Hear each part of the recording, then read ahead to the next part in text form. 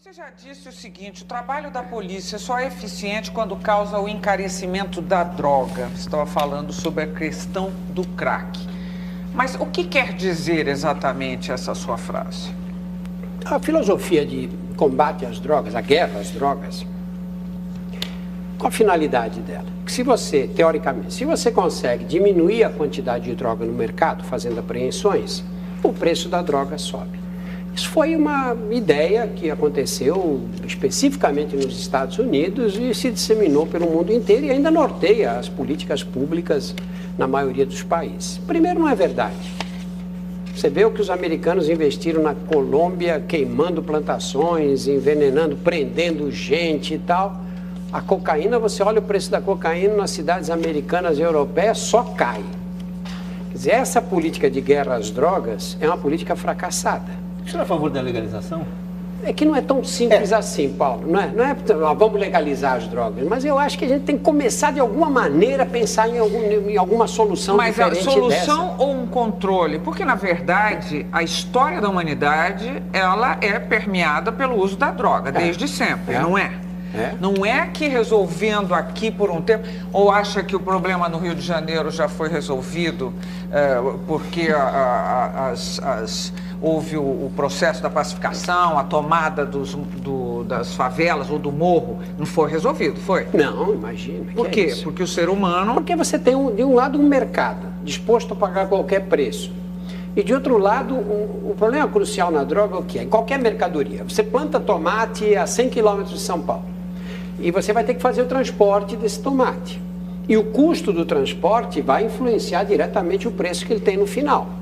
Se está a 100 km de São Paulo, vai chegar mais caro que o outro que está a 10 km, ou que está dentro da cidade.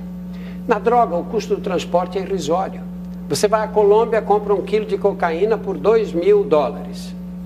E aí você pega um piloto que te leva 500 quilos para Nova York, mas ele quer $500 mil, um preço absurdo.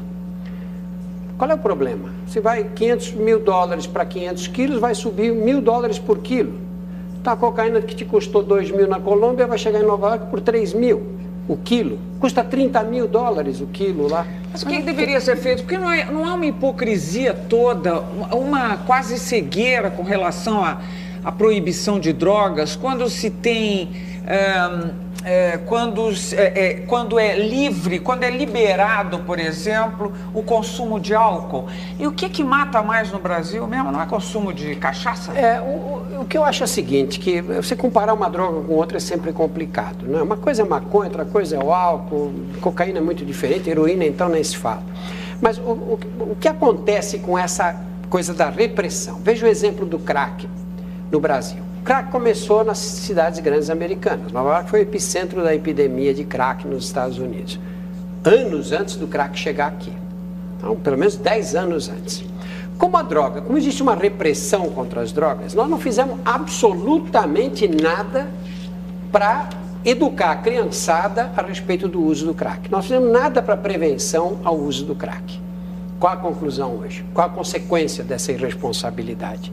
Você não encontra uma cidade no Brasil hoje que não esteja cheia de craqueiros. Inclusive cidades pequenas do interior que nunca viram droga nenhuma. O crack é barato, é uma popularização total e uma droga que provoca compulsão. Doutor, e lidar então com isso?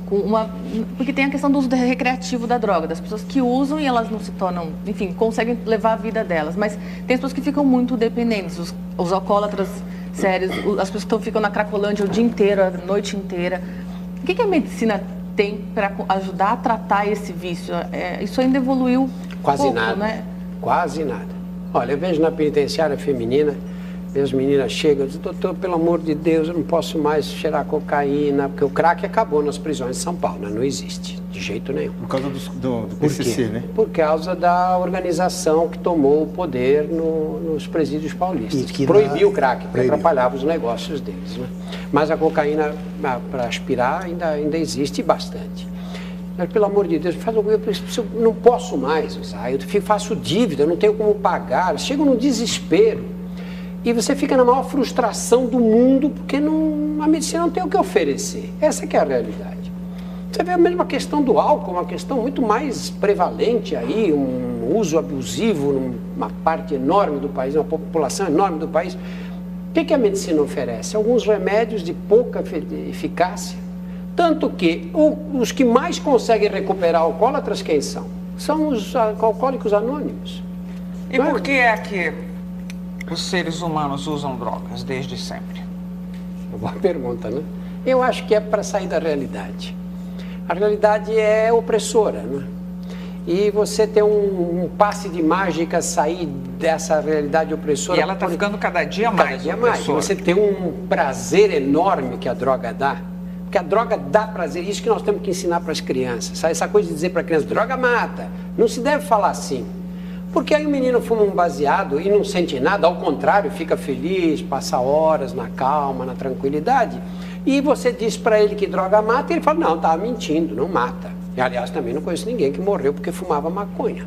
Não é assim? O que você tem que dizer o que é? O problema da droga é que a droga cria uma armadilha. E a armadilha é a seguinte, você usa, dá um prazer enorme. E esse prazer dura muito tempo, na primeira vez. Você usa o seguinte, o prazer vai ser menor. Toda droga psicoativa, toda droga que age no sistema nervoso central, e dando sensação de prazer, provoca tolerância. O que quer dizer que a segunda vez, o efeito é menor, na terceira menor, na quarta menor. É só lembrar da primeira latinha de cerveja que a gente tomou com 15 anos escondido. Se ficar bêbado com uma latinha de cerveja. Aos 40 anos, a gente toma um engradado e não sente nada. Né?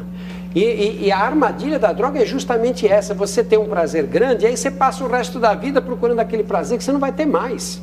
O prazer vai ficando cada vez menor, menor, menor. Por isso é que todo maconheiro velho se queixa da qualidade da maconha atual.